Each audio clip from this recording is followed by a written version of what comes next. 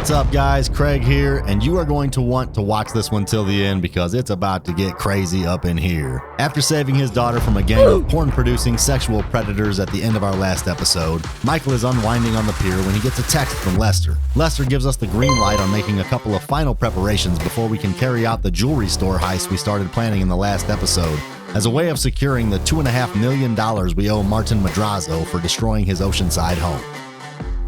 Lester tells us we'll be going into the robbery under the cover of being part of a local pest control company named Bugstars. Our first task is to steal a Bugstars van from one of their nearby warehouses. We start heading toward our car and try to rizz up a beautiful babe on the pier along the way. It seems our tactics are a little too aggressive for her liking and she runs away. Unperturbed by the rejection, we continue making our way toward our ride. We spot a modestly dressed woman with welcoming hips walking in front of us. She's practically giving us an invitation to hit on her with that walk. Still, after being so forward and getting rejected by the last dame I tried to pull, I consider taking a more subtle approach this time. Before I make my move, though, I decide it's probably better not to keep Lester waiting or risk further straining my marriage to Amanda. I realize my car is still quite a ways off, so I decide to take a more expedient approach and find some wheels in a nearby parking lot. Yeah. This turns out to be an excellent decision as the selection of vehicles here is top-notch. It was a tough choice, but I ultimately decide on the beautiful cherry red coupe sitting on Dubs. We peel out and start heading toward the Bugstars warehouse. I don't make it very far before a negligent motorcyclist causes me to crash my brand new stolen car. Before you try to blame me for this horrific accident, let's take a look at this again. The light was clearly green and I was clearly driving below the speed limit. I don't know why the guy on the motorcycle was stopped at a green light and holding up traffic like that, but he got what he deserved as far as I'm concerned. Nevertheless, I swallow my anger, show some sympathy, and check to see if the guy is alright. Then, in a final admission of his guilt, he leaves the scene of the accident in a dead sprint, doing all that he can to avoid the consequences of him carelessly operating a motor vehicle and putting innocent lives in danger. We continue in the direction of the Bugstars warehouse and soon arrive at our destination. A few employees are lingering about. Instead of trying to play it safe by stealthily sneaking around, we channel our inner alpha male, walk straight into the garage like we own the place, jump into the van, and drive that puppy on out of there. The police give a half-hearted chase, but never get close enough to be a true threat to our mission before giving up on the pursuit. We drive the van across town and park it under an overpass where it will be out of sight until we need it for the heist. We call Lester to let him know we've secured the van. He tells us we now need to obtain some knockout gas that we can use to fill the jewelry store and ensure that everyone inside is knocked unconscious before we go in and loot the place. We head toward the street to pick up some new wheels and get falsely accused of sexual assault by a woman who looks like a homeless Rosie O'Donnell circa 2005. Hey, you're trying to feel my tits. I start to defend my good name, but decide that she was probably right in her assessment of the situation and get back to looking for a nearby car to snatch. I find my next whip and make it mine. I drive across Los Santos and find the van that's transporting the knockout gas we need for the jewelry store heist. We get close to the van. I try to jump in through the window and quickly realize I need to try another strat. On the next approach, I start popping off 9mm rounds at the doors on the back. After some well-placed shots, the doors fling open and some knockout gas comes tumbling out. I quickly jump out of the car, grab the gas canisters, and burn rubber to get out of there. We drive back to Lester's hideout and give him a ring. We tell him we have the knockout gas in hand, and with all the final preparations made, Lester calls the gang together to kick off the heist. The crew meets up in the warehouse to go over the plan and make sure everyone knows their roles. Once everything is clear, we head out and make our way to the jewelry store. Franklin rides with Michael, who drives him to the roof access point he discovered while doing recon on the store. Franklin's job is to toss the knockout gas canisters into the ventilation system. Franklin makes his way up to the roof, finds a high point above the ventilation system, and tosses in the canisters. The gas fills the jewelry store, leaving the employees and customers knocked out cold. With all witnesses unconscious, the crew makes their move. Michael and team put on gas masks and rush into the jewelry store and start looting. We only have 30 seconds before the cameras come back online, so we have to be quick. We snatch all the jewelry we can before the cameras come back online and get the heck out of there. As we exit the store, we find Franklin being harassed by a security guard outside. Michael intervenes and uses his familiar catchphrase as he neutralizes the threat. You forget 1,000 things every day, pal. Make sure this is one of them. The crew members hop on their bikes and hightail it out of there. The police are in hot pursuit and it doesn't look like we can shake them. We head through some construction tunnels to evade the law. Just when it appears we've lost the fuzz, we exit the tunnel only to find police still waiting for us outside.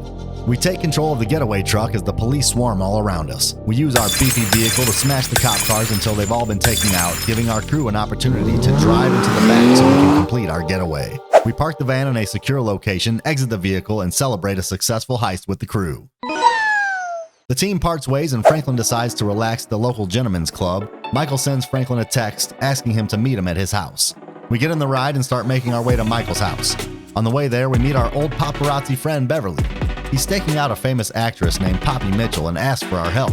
We sneak into the facility where Poppy is and snap some unflattering pics of her. She catches us in the act and we retreat to the paparazzi's car. We take off, but Poppy is right behind us in her car and chasing us in a fit of road rage. Beverly swerves through the streets trying to lose her while Franklin takes advantage of the opportunity to catch some more lucrative, unsavory footage of the actress. We drive through a construction site and Poppy crashes into some cinder blocks, allowing us to finally get away from the psycho hose beast. Beverly drops Franklin off and the two go their separate ways. Franklin persuades a nearby biker to lend him his wheels and tears off. Franklin arrives at Michael's house and finds him celebrating in front of the television in his living room. Michael tells Franklin the good news that the jewelry they looted during their heist would be more than enough to cover the $2.5 million he owes Martin Madrazo. Michael's lawyer arrives and starts scolding him for getting back to his old ways and risking blowing his cover. Michael shrugs off his concerns. His lawyer turns on the news coverage of the robbery and the scene transitions to Michael's old partner in crime, Trevor. We meet Trevor enjoying some time with a lady friend in his trailer with the news playing on the television. The guard that was outside the jewelry store is being interviewed on the television and mentions the catchphrase that Michael said to him as he was making his escape. This gets Trevor's attention as he realizes that Mikey is still alive. Trevor exits the trailer to gather his thoughts on the implications of what he just learned and is confronted by a biker named Johnny. Apparently, the upstanding, classy, meth-addled woman Trevor had in his trailer was Johnny's girlfriend.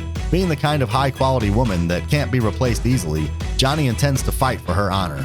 Johnny's friends try to talk him down, but words are exchanged between Johnny and Trevor and the situation quickly escalates, with Trevor stomping Johnny's head into the ground to end his life. Trevor and his two boys, Ron and Wade, jump in the truck. Trevor tells Wade that he needs him to scope out Los Santos to find out where Michael is hiding out. But first, they need to find Johnny's biker gang. They're going to want revenge for what happened to Johnny, so Trevor plans to hit them first. We find the biker gang chilling outside. Trevor recaps the events that just unfolded for them and provides the remnants of Johnny's brain matter on his boot as visual evidence.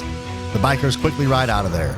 They're heading to where the rest of the biker gang is gathered to tell them about what happened and take Trevor out.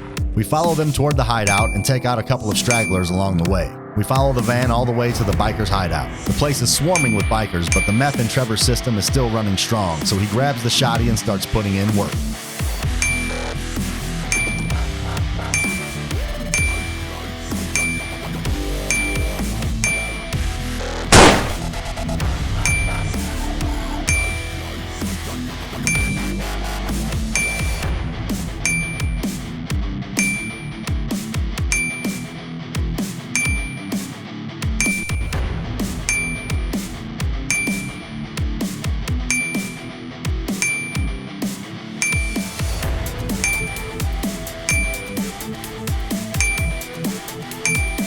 We body dozens of bikers before a small remnant of remaining survivors retreat, barely escaping with their lives. We run back to the truck and Trevor tells Wade to head into Los Santos to start looking for Mikey. Not content with only having one rival gang out for his head, Trevor decides to go after the leader of the Aztecas, named Ortega.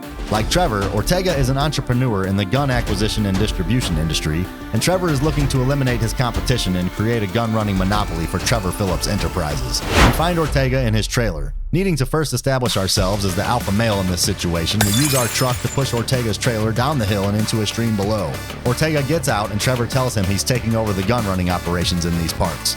Ortega expresses his doubts and warns Trevor that the Aztecas are an international organization that will have a bounty on his head after this. Ortega's threats send Trevor over the edge. We put a shotgun blast into Ortega's dome and head out. We get back to Trevor's trailer to consider our next moves. Ron calls Trevor and tells him there's a Chinese businessman in town who wants to partner in the meth distribution arm of Trevor's business. While having Johnny's dried blood all over our clothes provides social proof that we don't mess around, I decide it's probably better to wear something more appropriate for our meeting with the Chinese business mogul. We put Trevor in his best Sunday threads, get back in the truck, and hit the road. We cruise around town for a bit to clear our head and then head back home. Ron is waiting for us on the porch. He tells Trevor that bikers were just there looking for him. They made a mess of the place and destroyed Trevor's favorite action figure. Trevor tells Ron to head to the local airfield while we head to ammunition to procure a new firearm. We jump in the ATV and head to the gun store. Trevor uses his charm to convince the clerk to make a charitable donation of a beautiful sniper rifle to Trevor Phillips Enterprises. With our new sniper rifle in hand, we head out to meet Ron at the airfield. There are a couple of planes carrying large caches of firearms that are about to land. The bikers are planning to purchase the guns, but we have other plans. We're going to take out the bikers and steal the planes and the guns for ourselves. We find a nice elevated point at the top of a water tower to post up with our rifle, while Ron goes into the airfield as our spotter as we wait for the planes to land. We provide cover for Ron, blasting every biker that comes into our sights.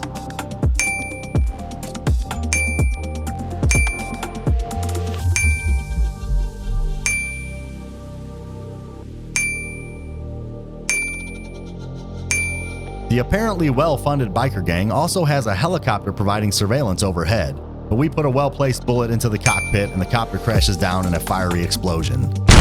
With the immediate biker threat extinguished, we head into the airfield to meet up with Ron. As we head toward the hangar, more biker gang reinforcements arrive that have to be dealt with. We jump off the ATV with impeccable style, take cover to assess the situation, and start making biker bodies hit the floor.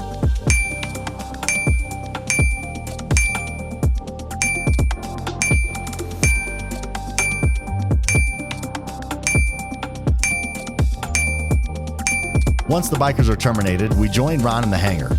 We jump on the wing of the plane that Ron is driving to hitch a ride to the next plane on the other side of the airfield. As we start the ride to the other plane, another crew of bikers show up and try to prevent us from making off with their guns. Trevor goes into an ammo-spitting fit of fury, taking everything out in his path as Ron drives the plane down the runway.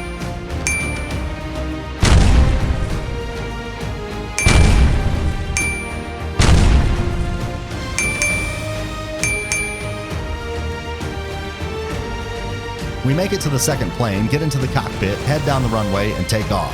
We fly over the water and drop the gun supplies to be picked up by our Mexican cartel customers. After that, Trevor and Ron race to an airfield across town.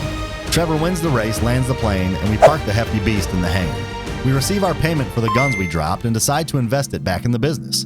It's obvious that we have a bright future as a pilot, so I purchased the hangar, which will give us more opportunities to make some dough in the future. The hangar came with a beautiful dune buggy, as it so happens, so I decide to take the dune buggy for a spin. We come across a couple hanging out on their front porch. Scoping out their pristine living conditions, I think we might have a lot in common. Most importantly, I may have just found some new customers for my growing meth production operation. I get out of the buggy, compliment them on their beautiful home, and try to initiate some small talk, and that's when things take a turn for the worse. They start spewing insults, and the woman of the house squares up to throw hands. Not wanting to strike the lady, we decide to try to de-escalate the situation. The woman then strikes Trevor in the face, which gives Trevor the technicality loophole of self-defense. We throw hands, take the woman down, and then turn our sights on her husband.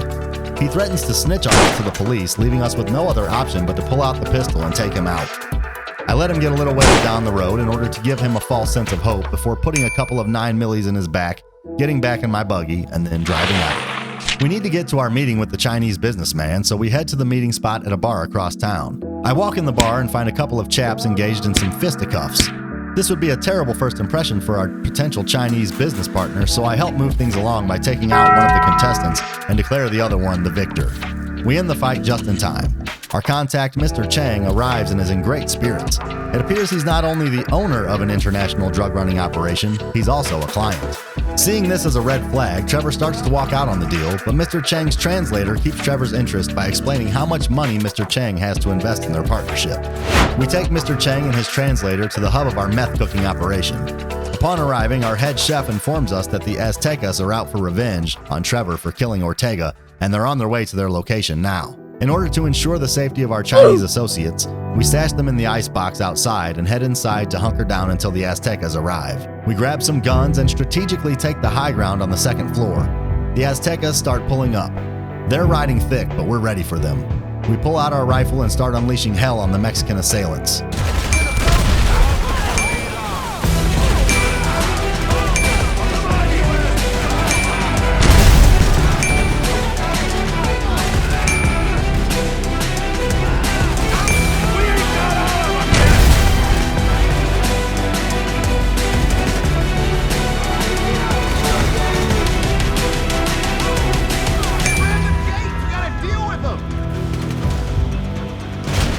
Trevor, look out on the left!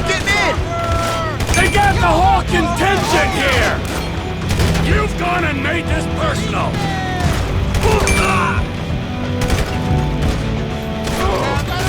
Damn it! Argos, bitch! Bust the food! Now I really am gonna put you out of business! Damn, homie! I'm starting to think they really want to kill me!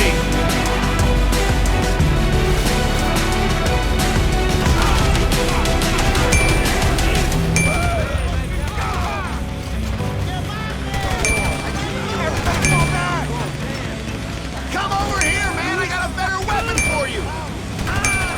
The chef has a grenade launcher stashed on the roof.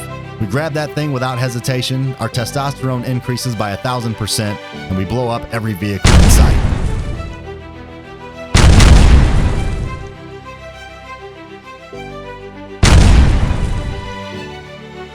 We head downstairs to clear out the final few stragglers and watch the remaining cowards drive away in fear.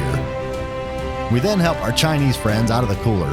Instead of appreciating the fact that we just kept them safe from becoming collateral damage in our turf war with the Mexicans, they express their displeasure with what they just had to endure and leave the scene, putting our potential joint venture in jeopardy. Trevor is too amped up from taking down the Aztecas to care, though. We decide to hit up a local liquor store to get some drink and celebrate.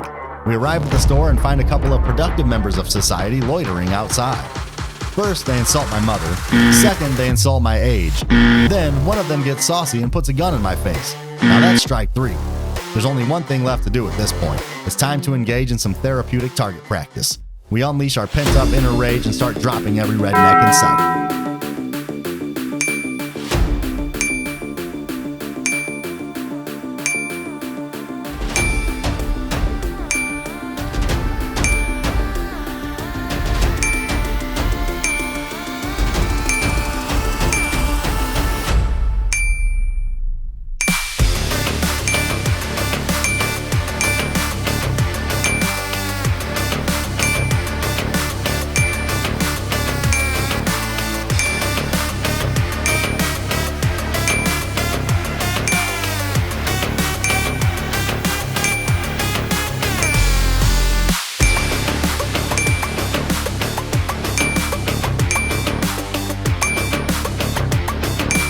Our rage eventually subsides and we run out of rednecks to take aim at.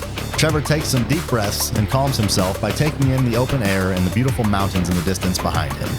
Trevor's life has devolved into pure insanity today. As a result of his savage business tactics, he now has the bikers, Aztecas, and rednecks all out to kill him, all while he also has his crew working to track down where Michael is holed up in Los Santos after the news of his successful jewelry heist caught Trevor's attention. Things continue to spiral out of control for our characters, and I'm looking forward to seeing the continued insanity unfold in the next episode.